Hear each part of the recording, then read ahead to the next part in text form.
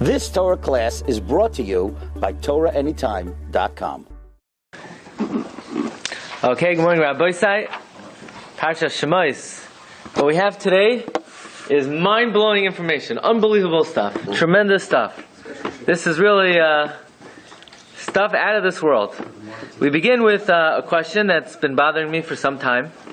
We're introduced to Moshe Rabbeinu, and Rebbeinu Shalom meets Moshe Rabbeinu at the sneh, the burning bush, and he says, Moshe, you're the man for the job. I want you to take Klal Yisrael out of Mitzrayim. So what does Moshe say? Like every Jew says when they're offered, I'm not a speaker, right? Every Jew loves to say, I'm not a speaker. Right? Vayomer Moshe al Hashem, Bi Adoini, please, my master. Lo yish tevarim anochi. I'm not a man of words. Gam mitmol, not yesterday. Gam mishulshim, not the day before. Gam meyoz daber chal avdecha, not even from the very first time you spoke to me. Ki chvad peh chvad loshen anochi. My speech is heavy. My tongue is heavy. I'm not a speaker. And therefore, Rebbeinu Shalom, I am not the man for the job. And the question is, Rabbi, say, what do you mean, not from the first time you spoke to me? This is the first time Hashem ever spoke to Moshe Rabbeinu. What do you mean? I haven't been a speaker not from the first time you spoke to me. This is the first time you spoke to me. What does this mean? A pasuk in Chumash. What is Moshe telling Rebbeinu Shalom? I have not been a speaker. Gam me'oz daber chal avdecha. This is the very first time. So I had a hunch that in order to answer this question, I need to use the services of Rav Pinchas Friedman, who's the Rosh Kailulim of Chasidei Belz. So I was a little brave, and I found out his email address, and I sent him an email. And I asked if he has any leads on this question. What does it mean, not from the very first time that I spoke to you? So he immediately sent back to me. He says, the Rosh Kailulim Chasidei Belz Mam Shegoyin Olam. He in Eretz Yisrael. He sent back, I have a beautiful mimer on this question in Likutei Ma'amarim Shvilei Pinchas Tafshin Ayin Aleph. You could get it in Borough Park in Beagle-Eisen, Pinchas. So I was very honored to receive this email. So I figured, you got to take up his lead if he's sending you an email, from Eretz Yisrael.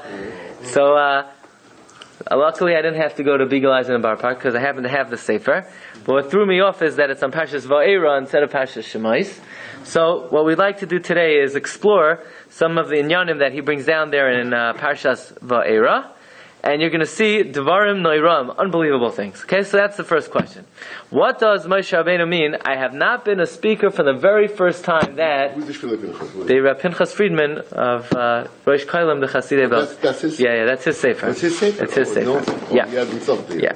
Okay, so that's his question. Another question is, the Rebbeinu Shalom knows who Moshe Rabbeinu is. He knows what his capabilities are. He knows whether he's a good speaker or not. And the Rebbeinu Shalom knows whether he needs a good speaker or not. And he obviously felt Moshe Rabbeinu is the man for the job. So what's Moshe saying? Rebbeinu Shalom, I don't think you got the right guy. You don't think the Rebbeinu Shalom knows who the possible candidates are? And there's no selection committee. There's no board of directors. There's no search committee. It's Rebbeinu Shalom. He told you you're hired. So what do you mean, get someone else? This is Rebbeinu Shalom talking. And then, what does Moshe Rabbeinu say? Look at number 4. Who am I to go to Parai? You think I'm going to take Bnei Yisrael out of Mitzrayim? So Moshe Rabbeinu is praving anivos. Who am I? I'm nobody. I'm not roy. I'm not worthy. I'm not eligible to take Klal Yisrael out of Mitzrayim. What do you think is a bigger job? Taking Klal Yisrael out of Mitzrayim, or going to Har Sinai, going up the mountain for 40 days and 40 nights, not eating and not drinking for 40 days, mastering Kala Torah Kula in the course of 40 days and 40 nights, and then transmitting it to Bnei Yisrael? You would have to think that being the Malame Torah Lama Yisrael is a little bit more difficult than just say, hey, this way, make a right. Why was it that when Hashem offers Moshe Rabbeinu the opportunity to take us out of Mitzrayim, Moshe Rabbeinu says, who am I? Mi anoichi, I'm not a big speaker. It's not like the job of taking Klal Yisrael out of Mitzrayim is a big speaking, it's not like a big speaking role. Right? If you'd make a play of taking Meis out of Mitzrayim, it's not the biggest speaking role. Well, In fact, Rebbeinu Shalom said, what do you have to do to take a Klal Yisrael out of Mitzrayim? Lama titzak elai, daber al bnei Yisrael, v'yiso. Atem tachrishon. You don't have to say anything. It's not a major role. The lines are not that long. You don't have to be a very big speaker. You don't have to be a world-renowned speaker to take Klal Yisrael Mitzrayim. To teach Torah to Klal Yisrael, that you have to be a big speaker for. I mean, that's a big speaking job. That's a big speaking role. Kol ha-Torah kula, Torah shebachsav, Torah shebal peh. And when Hashem tells Moshe, you know Moshe, now that you took them out of Mitzrayim, I want you to go up to Har Sinai and give them the Torah. Did Moshe say, who am I? Maybe let Aaron do it. I'm not a big speaker. Not today. Not the day before. Not even the first time you said. No, Moshe Rabbeinu doesn't hem and haw when he has the opportunity to go up to Har Sinai. He doesn't prav anivos then. Why, when it comes to taking Bnei Yisrael out of Mitzrayim, all of a sudden he feels he's not the man for the job? And to teach Torah to Klal Yisrael, that he isn't. Rebbeinu Shalom says, you know, Moshe, I have a big job for you. What is it? You're going to teach Shas Bavli, Yushalmi, Sifra, Sifri. Yeah, you picked the right guy. Right? Moshe Rabbeinu doesn't say anything. He doesn't say, Mi anoichi, v'chi yisha, lo yishtavarim anoichi. Thanks, when do I start? Yeah. When should I start? Well, what's this all about? We're going to find out. I'm only a few minutes in. Yeah? He was a Ben Bias in Paro. Yeah. Well, is there anyone better suited? So he said he's not a speaker, so he doesn't want the job. Well, I would. He was a Ben Bias. That's why Hashem sent him. Yeah, but okay. Let's see a little bit. Let's see a little bit further on in Parshas Ba'aloischa. We know Moshe Rabbeinu did something that no other Navi ever did, and that is he was Parish Min Isha. He's separated from his wife.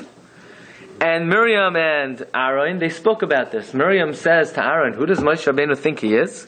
Rebbeinu Shalom speaks to us also, and Rebbeinu Shalom never told us to separate from our spouse. What, Moshe Rabbeinu thinks he's greater than Avram Avinu? Avram was never parish from Sarah. Who does Moshe think he is? He's holier than us? Right, look at number 7. Vayoimru, harak, ach, b'Moshe diber Hashem. What is God? Does God only speak to Moshe? Haloi gam banu diber. Vayishma Hashem. Now, what were they talking about? That kiisha kushas lakach, Rashi says, v'yata gersha. Who does Moshe think he is? What, he's so holy that he's pater now? So Rebbeinu Shalom comes and addresses the taina of Miriam and Aaron. What does Hashem say to Miriam and Aaron? No. Do you know who Moshe is? Lo ichein avdi Moshe. No, not my servant Moshe. Bechol beisi, in all of my house, all of my neviim, nemonhu, he's trustworthy. What does that got to do with the price of tea in China? He's trustworthy. If Miriam and Aaron were discussing the fact that why every day when Moshe brings home the pushka, is it empty in the morning? What happened to all the tzedakah funds? And they're choshed Moshe of stealing, chas v'shalom. So then I understand the Rebbeinu Shalom says, no! Lo yichein avdi Moshe! B'chol beisi nemonhu! He's a trustworthy individual. Don't be choshed him. Don't think he's not honest. They were not challenging Moshe's honesty. Their question was, who does Moshe think he is to be Parish Min Isha? He thinks he's holier than thou. So then, what's Rebbeinu Shalom saying back? He's Nemon? He's trustworthy? What does that got to do with anything? It's very nice he's trustworthy. You know what? He's so trustworthy, I'll give him my watch to watch. I'll let him, he could watch my house when I go on vacation. Fine! But my question is, who does he think he is that he's Parish Min Isha? So what does Nemon got to do with anything? It doesn't address the taina. Another question. Moshe Rabbeinu did another thing that no human being ever did. That is, many people, they can't even go 4 minutes without eating. Right? Some people have a hard time, even 4 minutes to go without eating. Some people, they have to chew the whole day. Chas v'shalom, you can't be mesiach das min ha'achila, right?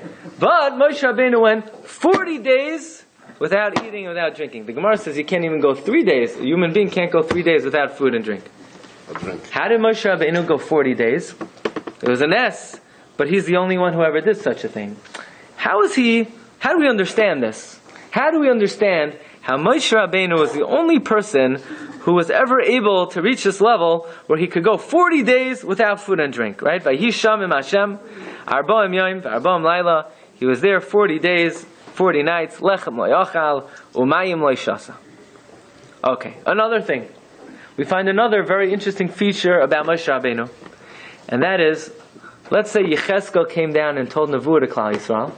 So Yechezkel came into the room, and he gave a drasha, and people said, "Who told you that?" So Yechezkel said, "Last night the Rebbeinu Shalom told me that." But Moshe Rabbeinu, when he came in, and he gave the Shiur, and the Klal Yisrael would say, "Who told you that?" Moshe Rabbeinu said, "Nobody told me anything. I'm not talking." It was Shechina Medaberes Mitos Groinoi Shel Moshe. Moshe Rabbeinu did not speak his own words. It's not that Hashem told Moshe and then Moshe relayed it. That's not what happened. The difference between the nevuah of all the other neviim and the nevuah of Moshe, it was the Moshe Yedaber V'Alekim Yanenu B'Kol. God spoke out of Moshe's throat box. And the question is, how is he zoicha to such a thing? What was so unique about Moshe Rabbeinu that he was zoicha to be the tool, the vehicle through which Yivon Hashem spoke out of his throat? So what we're going to learn today is an amazing idea, and this idea is advanced by the Rama Mipano, Rav Menachem Azariah Mipano. The Rama Mipano lived from the year Shin Ches to Shin Pehei, 1548 to 1628. So he lived 80 years exactly, and I'm going to do you a little favor, to give you a little inkling, get a little feel, a little taste for who the Rama Mipano was, and give you a real portrait of him, a real painting, not one of my works. I didn't paint this, but just to get a little idea. And when you look at the picture, you're startled. It's a startling picture. It's a frightening picture, because the man was an ish kadosh ma'od. Rabbi Glatstein and Eibishitz writes about the Rama Mipano that he says about him in the Kreisi Uplesi. He says, Harav, Hagodol, Hakadosh, V'Hatahar, Rabbeinu Menachem Azariah. Rabbi Yaakov Emden writes about him, Ish Chamudois, a beloved man, Hamoylech B'Chachmas Ha'emes. He was the king over Kabbalah. Rabbi Menachem Azariah, the king over Kabbalah. Now I want to tell you a little bit about him. He was one of the Italian Mekubalim. He was an Italian Kabbalist. And he was a student of Rav Yisrael Saruk. Rav Yisrael Saruk was the student of the Arizal. So he was a grand Talmud of the Arizal HaKadosh. Okay. I'll tell you something very interesting. The Rama Mipano was a very holy man. What were his years? 1548 to 1628. 1548 to 1628. First of all, he's in the one of the Italian Mekubalim. He had accesses to the printing presses. In those days, all the printing presses in the world were in Italy. So, for example, there's a man by the name of Maran Bet Yosef, Rabbi Yosef Karo. Rabbi Yosef Karo wrote a Perush on the Torah, the Beis Yosef, which is his most important work. The greatest work of Rabbi Yosef Karo is the Kesef, is the Kesef Mishnah. Is the Beis Yosef. The Shulchan Aruch is only a kitzer, is only a summary. It's like a kitzer of the work Beis Yosef. But his greatest work was the Beis Yosef on the Torah. That was the most accepted, wasn't it? And the Kesef Mishnah was sent to the Rama Mipano to publish. Rabbi Yosef Karo trusted the Rama Mipano so much that he sent him the folios of Kesef Mishnah to publish. So you want to know who published Kesef Mishnah? The Rama Mipano. The Rama Mipano, who was his Rebbe, we mentioned? First he learned from Rabbi Yisrael Saruk. He learned from Rabbi Ezra Mipano. And then he learned from a Sefer. Which Sefer? The Pardes Rimonim of the Ramak, Rav Moshe Cordovero. He considered the Pardes Rimonim his primary teacher in Kabbalah. The Sefer Pardes. In fact, the Rama Mipano wrote a Perush on the Pardes Rimonim called Pelach HaRimonim. That was written by the Rama Mipano. Now, the Rama Mipano was given a gift. The Ramak sent the Rav Menachem Azariah his own personal copy of the Pardes Rimonim. He sent it to Italy. When the Ramak was still alive, when the Ramak finished a sefer called Or Yakar. Or Yakar is 16 tremendous volumes that Rav Moshe Cordovero wrote on the Zohar and the Safra Tzniusa and the Idra Rabbah. 16 tremendous volumes of commentary on the great Kabbalistic works, and he had sent it to the Rama Mipano. When the Ramak died, the Rama Mipano wanted to publish the Moshe Cordovero's works. So how is he going to get hold of Moshe Cordovero's works? So the Sefer Matzrif L'Chachma writes that the Rama Mipano sent 1,000 golden coins to the Almana of the Ramak in order to gain access to the Or Yakar in order to be able to publish it. So he bought the rights of the Or Yakar, not to keep, just to borrow the manuscripts of the Or Yakar to be able to publish. But still that wasn't enough, because Almana wasn't sure she wanted to give it up. So the Rama Mipano needed to pay off 3 more people to get it. Who did he have to pay off? He had to send 20 golden coins to Rav Yosef Karo to persuade the Almana, 20 golden coins to the Matzrif L'Chachma, and 10 golden coins to the Alshech. Alshech didn't charge as much. And the 3 of them went to persuade the Almana of Rav Moshe Cordovero to give up the folios of the Or Yakar.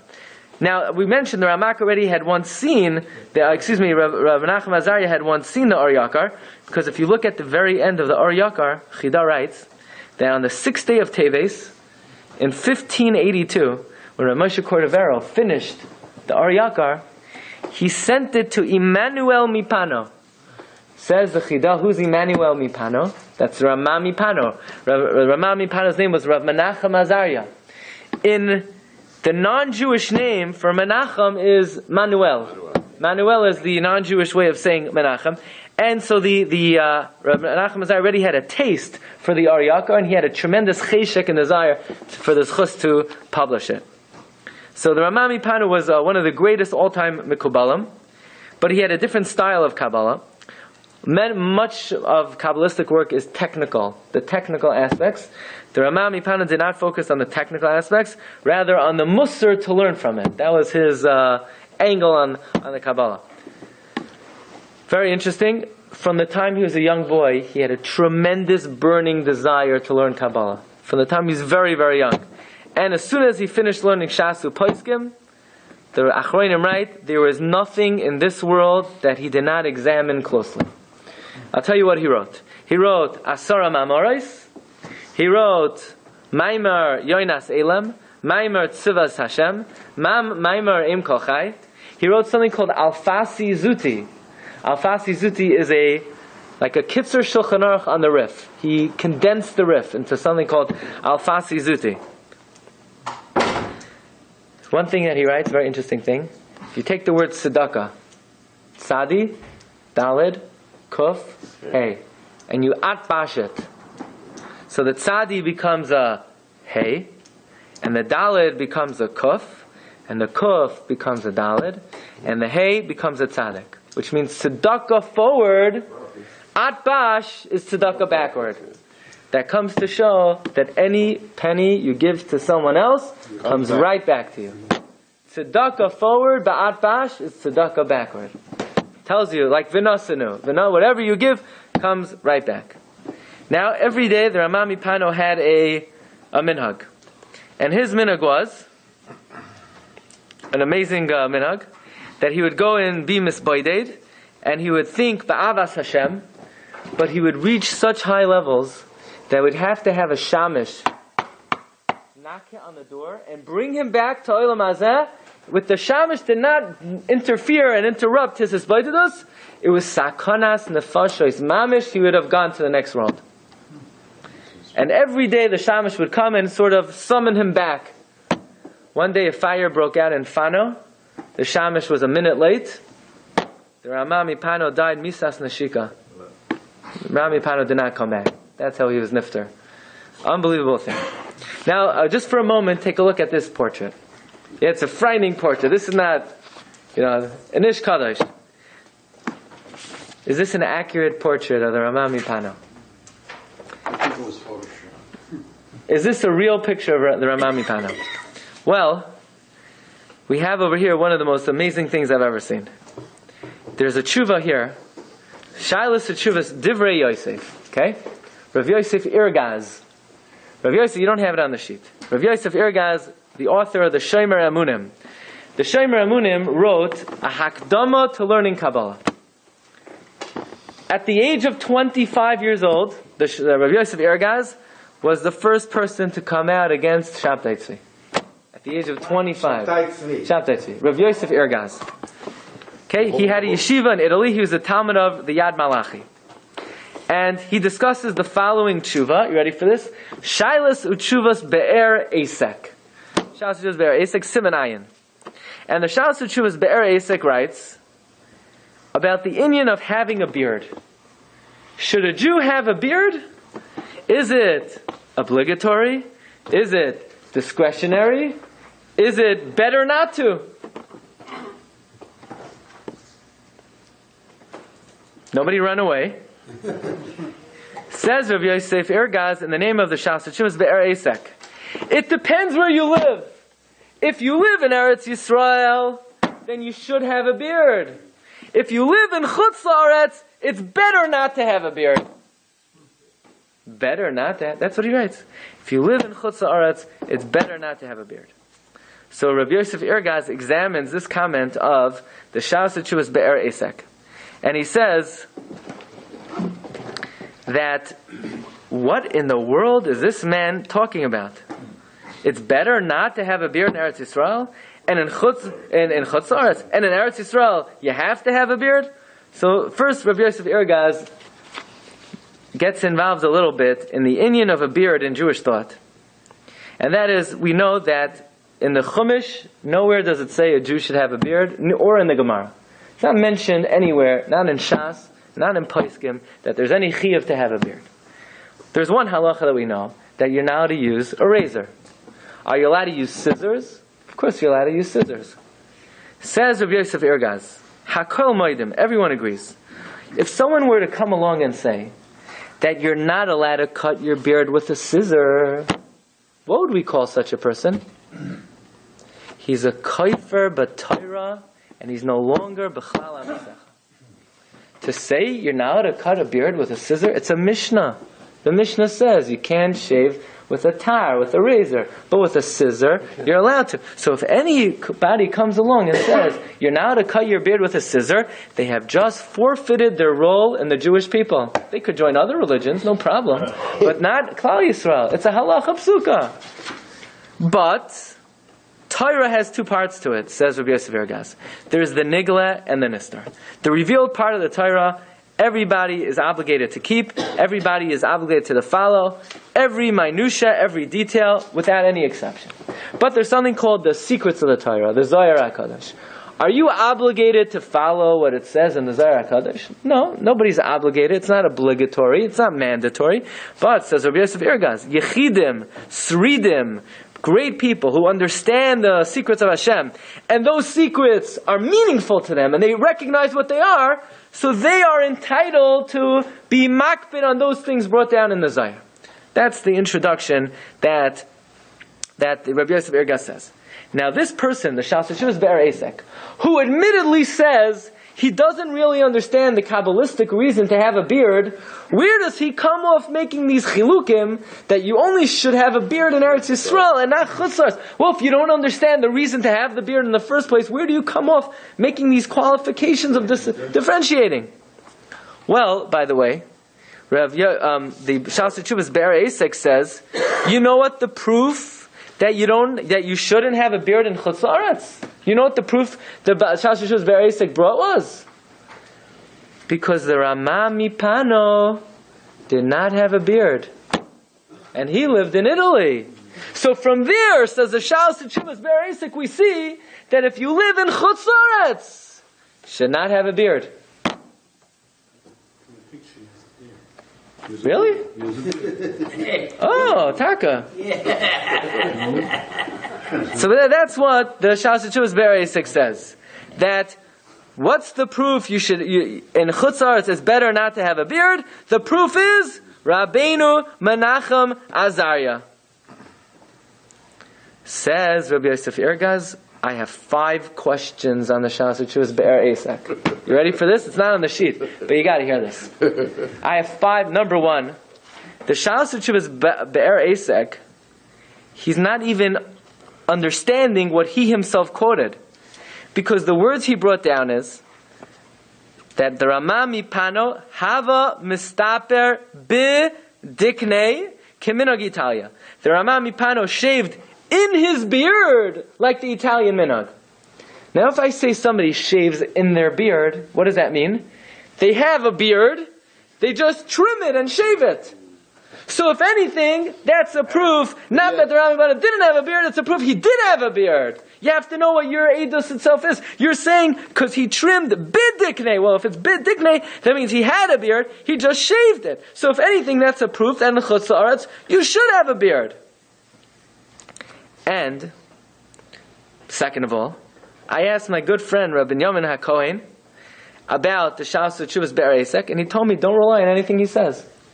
So the fact that the Be'er Esek claims the Rama Mipano didn't have a beard, I heard from reliable sources not to rely on the Be'er Esek. And number 3, I was in Manitoba, and I was in an art gallery, and in that art gallery was a beautiful portrait of the Rama Mipano sporting a very beautiful beard. So you don't tell me that you saw a picture of Rama Mipano without a beard. Maybe that was the picture his mother had when he was born. But when I was in Manitoba, he had a beard. The picture had a beard. And then listen carefully. Did the Rama Mipano get up in shul and say that in chutz la'aretz you should not have a beard? Did Rama Mipano get up, give a shiur, put on the camera, in chutz la'aretz you shouldn't have a beard? No. If he would have done that and I was there, I would have challenged him, I would have questioned him. But at least I would have heard from him that he says in chutz la'aretz you don't have to have a beard. But he never did that. So you say, but I have better. I saw him, he didn't have a beard. Klal Gadol. You don't paskin shailos from what people do. I don't care who it is, he could be the Gadol Adar. You can't paskin from a Maisa. But I saw this Gadol do that. Who said he did the right thing? Who said he did the right thing? But probably did the right thing. He's the Gadol Adar? Man, who knows? I don't know why he didn't have a beard. Maybe he didn't have a beard because he had a rash on his face. Maybe he was a chayla. There could be a million reasons in one why he didn't have a beard. If he would have paskined that in chutz la'aretz you shouldn't have a beard, that's one thing. But the fact that you saw him, v'chlal, we don't rely on the Be'er Esek. And even if we did, I saw a picture of him with a beard. But this is a very important rule. If you have a halachic shaila, you can't, the Gemara in Hariya says,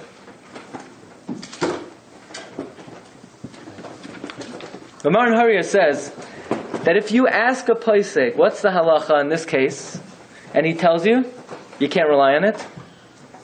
We learned this together. 2 years. Right, in the summer. If you ask a paisek, what's the halacha in this case, and he tells you, so you go around and say, yeah, I asked the shaila. No, you didn't. You asked him what he would say right now while he's at the wedding, he's eating food. That's what he would say right now.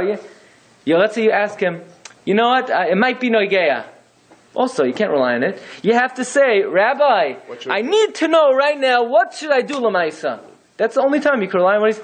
So, kol shekain, just because you see somebody do something, you can't bring... It means something, it means it better than me or you do something, but just because you see a great person do something, it is not relied on for halakha. So, Rabbi say, is this his portrait? It's machlokes achronim. This is his portrait, right?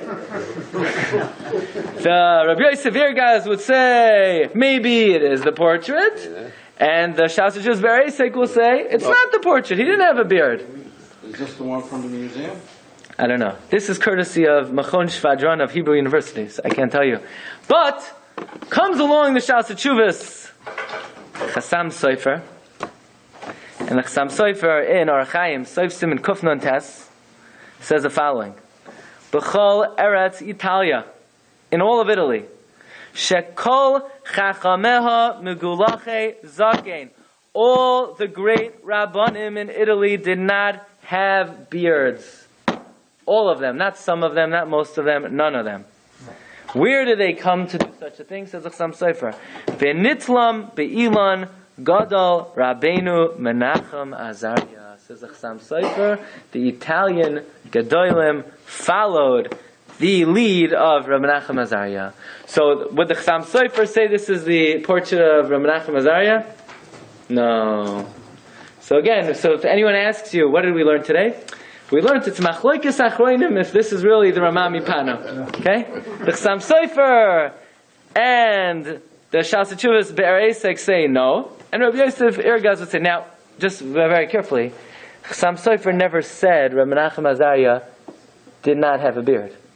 He just said that the Gedolim in Italy today, in his time, did not have beards, and they hinged it on Rabbi Menachem Azariah. Now, some Sofer meaning, I wasn't there, I don't know what Rabbi Menachem Azariah did, but that's what they... But the Chassam said 300 years later. Yeah, right. In other words, the Chassam Sofer is saying, that's what they blame it on. But it doesn't mean the Chassam Sofer is paskening l'halacha that Rabbi Menachem Azariah did not have a beard. It's a very interesting topic, this portrait of Rabbi Menachem Azariah.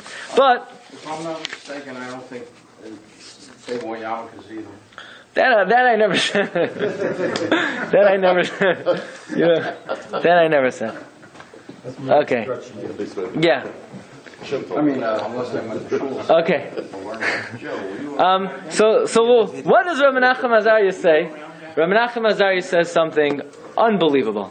And with this, let's introduce it with the following question. The question is, there are two things in life that are constant. You can't get around, right? Death and taxes, right? No one escapes it. Death and taxes. Why does mankind have to die? Because Adam Harishon ate from the Yetz Hadas. If not for Adam Harishon, we would have lived forever. So one simple question. There's a rule in the Torah, La Yumsu Avos Abanim, right? We don't have to suffer for a parent's sin. I don't know about you, but I didn't eat from the Yetz Hadas. I never was walking down the street with a forbidden fruit, and Rabbi Shem said you could eat all the fruits in the store, just don't eat. I never ate from the Yetz Hadas. You didn't eat from the Yetz Hadas either. Why does all mankind have to suffer for Adam Harishon's sin? Or, right, all women, they have pain of childbirth, pain of labor, pain of child rearing. Why? People go to work. Why do people have to go to work? It's not my problem. It's his fault. He did it. Let him go to work. Let him go to work and support me. Well, I have to suffer because Adam Rishon ate from the... Comes Rabbeinu Menachem Azariah, and he says the following. Look at number 13. And I'll just paraphrase it outside. God comes to Moshe, to Adam Rishon. He says, Adam, I'm giving you two mitzvahs. Number one, Mikol Eitz Hagan Achal Toichel. You can eat all the fruits, but Umei Eitz Hadas Toiv Vera Lo Yisoichal Mimenu. But don't eat from the Eitz Hadas. Says the Rama Mipano, you should know that when Adam had the opportunity to eat from the Eitz Hadas, Adam Harishon was like a big tree, an Elon Gadol. And on this tree hung all the neshamas that would ever come down into the world. The Medrash says some neshamas were in his head, some were in his hair, some were on his forehead, some were in his nose, some were in his mouth, some were in his ear. I know some people, they were between the two little toes, right? All the way in the bottom. Some people, they were in the elbow maybe. Maybe some generous people, they were in the palm. Everybody, me and you, we were all somewhere in Adam Harishon. Adam Harishon encompassed the neshamas of everyone who was destined to be created. So you could just imagine, when Adam Harishon was eating from that first forbidden fruit, as the food is going down his system, everyone, he's about to eat it, everyone's go, go, go, go. We were all rooting him on, we were all cheering him on. Eat it, eat it, eat it. And then as the food is coming down his esophagus, everyone's chapping shirayim from the Eitz Hadas. I was there, you were there. We all took a little shirayim from the great Rebbe Adam Harishon. Everyone was nene from the Eitz Hadas. There's only one part of the body that was not nene from the sin of the Eitz Hadas. And that part, Rabbi say, he was like, no, don't do it, don't do it. And he hardened himself, and he hid, and he had nothing to do with the sin of the Eitz Hadas. And that was the windpipe, the kaneh. The kaneh, the windpipe, had no hana from the Eitz Hadas. The windpipe was, no, I hope this doesn't happen. This is going to be terrible. This is going to spell disaster to the world. The Kaneh, the Groigeres, had nothing to do with the sin of the Yetz Hadas. And you know who was hiding down there in the Kaneh? Moshe Rabbeinu was hiding there in that windpipe, having nothing to do with the sin of the Yetz Hadas. He's the only neshama. All 600,000 neshama, all 599,999 neshamas were all enjoying chapping shirayim. They were all standing on each other's heads, shoulders, grabbing. And Moshe Rabbeinu hardened himself and hid out in that dark windpipe. Closed the epiglottis. Get out! I have nothing to do with this. Hardened himself.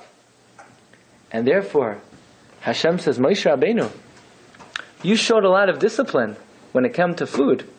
You showed the discipline that you don't always have to eat everything. Not everything that's coming down you have to chaparayim. You're the man who's going to bring down man for Klal Yisrael. Because you are not nene from the sin of the Yetz Hadas, and you show discipline when it comes to achila, you're going to be the one to go up to Shemayim and bring down food that's untainted, that's completely pure, that has not been affected with the sin of the Yetz Hadas. Moshe Rabbeinu, I like your kaneh. I like your windpipe. To me, your windpipe is a very comfortable place. That's why I'm going inside of it. Moshe Yedaber v'Elokim Yanenu v'Kol. Says Rama Mipano. Why was Moshe Rabbeinu zoicha that the Rebbeinu Shem spoke out of his voice box? Because that was the only chelek of Adam Arishon that was not nene from the sin of Adam, from the Yetz Hadas. And that is why, we'll see. And Chava is telling Adam, eat! And Adam says, okay, I'll eat. If you want me, shalom bayis, we have to get it, shalom bayis. Well, I'll eat, no problem. If I don't listen to you now, who knows it's going to be worse in the future, all the rationalizations. And the whole entirety of Adam Arishon ate from the Yetz Hadas. Except for one part. The kaneh, the windpipe, Moshe. Moshe is the only one who had the good sense to know that when it comes to spiritual matters, you don't listen. Then the Gemara says, the Gemara makes a split. One you listen, one you don't listen. Mili da'ara, things in this world, you listen. Mili d'shmaya, you don't listen. You don't listen. It's not... Somebody told me they weren't able to make it to the Shiur. They had to go out to some kind of ridiculous programming... not programming. It has the same oisios as maves, but just different nekudos. Instead of a kamatz under the mem, there's a shuruk under the mem. And instead of movies, but it's the same. And he says shalom bayis. There's no shalom bayis. But Reb Simcha Lasserman asks, when Reb Elazar ben Azariah was given the opportunity to become the Nasi. So he says, I have to go home and ask. So Reb Simcha Lasserman asks, so we see even by Mili the Shmaya, you have to ask. You have to ask, but it doesn't say you listen. You ask and you don't listen. You show respect, you show derech eretz. But bottom line is, for Mili the Shmaya, you give a token and you do what you got to do. There's no shalom bias. The only person who realized that was the kaneh, the windpipe, Moshe. So Hashem says, everybody else can never be Parish Min Ha'isha. Don't give me this, you want to be Parish Min Ha'isha. You wanted to be Parish, you had your chance when she told you to eat from the Yetz Hadas. You listened to her then, now you got to listen to her forever. But Moshe Rabbeinu was the only smart one who knew not to listen. B'chol beisi nemanhu. He's the only one who listens to me and doesn't listen to her. So now when the Torah is being given, he could also listen to me and he could be Parish Min Ha'isha. That is why Moshe Rabbeinu is the only person in history who was able to be Parish Min Ha'isha, because he was Parish Min Ha'isha when it counted the first time. Rabbi Shalom says, B'chol beisi ne'amanu. He's the only one who's faithful to me and not to her. So he's the only one who is allowed to be Parish Min Ha'isha. But there's one little thing that Moshe... Now here Moshe is, you can imagine. The neshamas in the nose were clamoring to eat from that forbidden fruit. Whatever it was. A fig, esrog, geffen, right? One thing we know it wasn't. It wasn't an apple. But everyone was clamoring to eat it. All of a sudden they want figs. The rest of the year nobody cares about figs. And all of a sudden the Eitz Hadas, everyone's clamoring to eat the fig. And Moshe Rabbeinu is hiding there in the Kaneh. He said, oh, it's very nice in here. It's dark, it's quiet, it's peaceful here in the Kaneh. We got the covering, the epiglottis is covering me. Shalom alayich nafshi. But there's one little avera that the Kaneh did. And that is, when Adam Harishon was about to listen to Chava, Moshe Rabbeinu, hiding out there in the Kaneh, should have screamed in his loudest voice, "Don't do it! What are you doing? Don't listen to her! Why didn't he speak up? He should have spoke up. In life, if someone does something wrong, you can't keep your mouth closed." I don't talk by davening, and he talks. It's his minhag, and my minhag is not to talk, and let him be. You're going to pay for his talking. You're going to pay for his talking. You got to speak up. You can't say, live and let live. No. You let live, it's not going to be good for you. Moshe should have spoke up. What was his punishment? You don't speak when you need to, you won't be able to speak when you have to. He was a kvad peh, kvad lashon. Moshe Rabbeinu was in the Kaneh, he should have spoke up. Because he didn't speak up, he was a kvad peh. That's why Paroi, he coming after Moshe in this week's Parsha, and the axe he swings against Moshe's neck by the Kaneh. Because Moshe Rabbeinu, despite the fact he didn't partake of the sin of the Eitz Hadas, but he should have spoke up. Why didn't you speak up? But Hashem said, look, when the Eitz Hadas is coming down, you harden that Kaneh so that the Kaneh should not get any benefit. So I'll let your neck turn into stone to protect you from the swinging axe of Parai. That's how Moshe Rabbeinu was protected. So even though it wasn't really so good what he did, that he didn't speak up, but at least he hardened his Kaneh not to let the Eitz Hadas come into the Kaneh, so therefore his neck was protected. Why did he live forever? What? Why did Moshe live forever? Because there's more to a human than his Kaneh. I mean, but, now, what is the fate of somebody who's supposed to speak up and doesn't speak up? Where in Shas do we find somebody who had an opportunity to open up their mouth and didn't? Remember when they were talking about the Romans, and they were praising the Romans. So, it says Rabbi Yehuda spoke up on behalf of the Romans and praised them. Rav Shimon bar Yochai criticized them, and Rabbi Yossi was silent. And the Romans said, he was silent? Let him go into exile into Tzipori. So we see from here that if somebody is silent, the punishment is Galus. This week's Parsha, Moshe Rabbeinu has to run into Galus, to Cush for 40 years. That was a punishment for not protesting against who? Adam Harishon, for eating from the Eitz Hadas. You can't just sit there in your cozy little Kaneh, in your warm Kaneh, in your dark Kaneh with the epiglottis over your head. You can't sit in life comfortable and say, peace unto me, I'm doing the right thing. And look, it's an imperfect world, so what are you going to do? There's nothing you could do. Everyone has their own opinions. They learned in that yeshiva, and they follow this custom. Their custom is to do Averos, my custom is not to do Averos, and I'll let them live. They don't know any better. Tinuk Shenishba. Eventually I'll invite them for Shabbos. You haven't invited them the last 50 years for Shabbos. Eventually invite in things and you gotta speak up in life. I'll be makarev them. You never said good morning to them your whole life. When are you going to be makarev them already? So was it Eov or also? Yeah, Yisrael, right? No, Eov.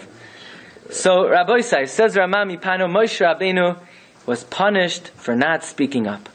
There was one more slight thing that Moshe Rabbeinu did wrong, and that is the Kaneh issued a few improper words. That when Chava gave to Adam the Eitz Hadas, Rebbeinu Shem comes to Adam, why'd you do it? So what does Adam say? The oldest trick in the book. She made me do it, right? It's her fault. Rashi says, Asher nasata imadi, the woman that you gave me, kan kafar b'toiva. He was kaifer taiv. Like he's blaming everything on the gift that Hashem gave Adam. He was kaifer b'taiv. So it says of Pinchas Friedman, so in order to correct that, you don't appreciate your wife. You don't appreciate her. So he was the only one who was pirish from her. He had to be pirish from her. In other words, Rama Mipano says a little differently. Rama Mipano says, because he's the only one who didn't succumb to the persuasions of Chava, he's the only one who's allowed. Everybody else says, oh, we'll also be pirish. Hashem said, you had your chance when she told you to eat from the fruit. You listened to her then, now you're stuck forever. Moshe Rabbeinu was the only one who showed some restraint, so he, ata poya amodi madi. But also, says of Pinchas Friedman, another chait, and this is also Merumas in the Rama Mipano, there was some small element of chait, of blaming it on Chava, and as a tikkun for that, he was pirish min ha'isha. And he points out a beautiful thing, an amazing thing. What word did Adam say that showed kafoi taiva? He said, Vayomer ha'adam, ha'isha asher nasata, imadi. What does Hashem tell Moshe Rabbeinu? V'ata poi amoid imadi. You said imadi. You said ha'isha asher nasata imadi. You want to see some imadi? V'ata poi amoid imadi. Now you stay with me. You blamed it. Okay. So Rama Mipano is Megala, tremendous soidos. That even though the whole body, by the way, there's another shiur, there was one more chelik of the body that wasn't neneh from the sin of Adam Rishon. And I'm not telling you right now, I can't be Megala right now, but it's a whole new sugya. Another chelik of the guf of Adam Rishon.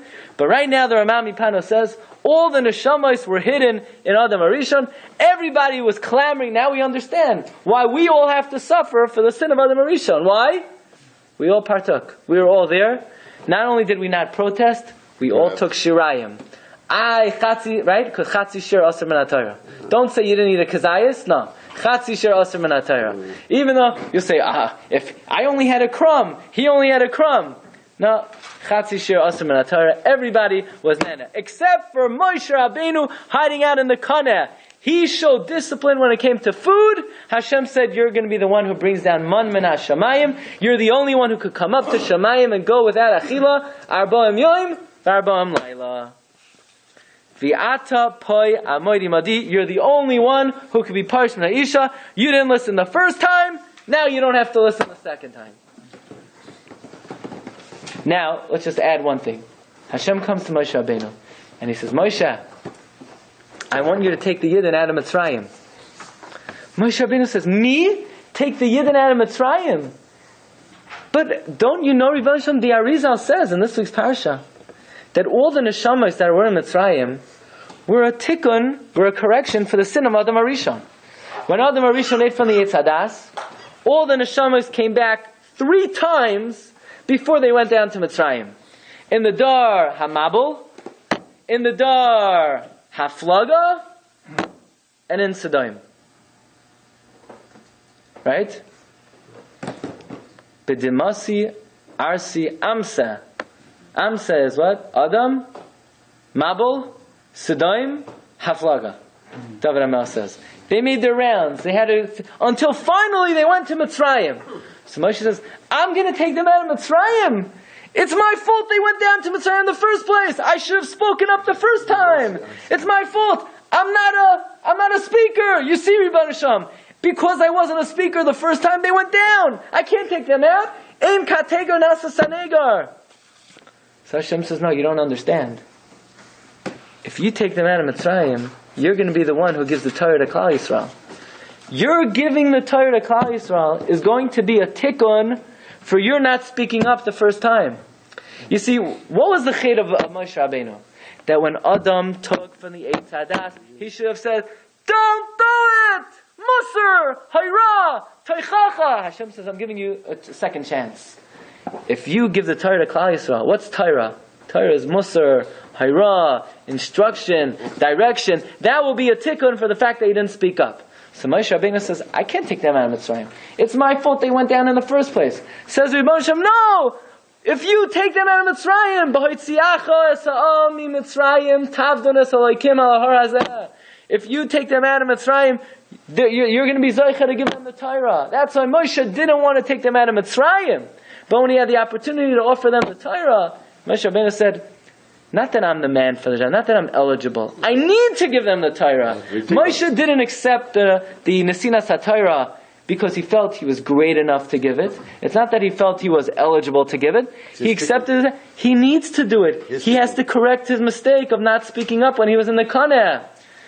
That is why, says Rav Pinchas Friedman, we find that before the Torah was given, Moshe Rabbeinu was a kvad peh ukvad lashon.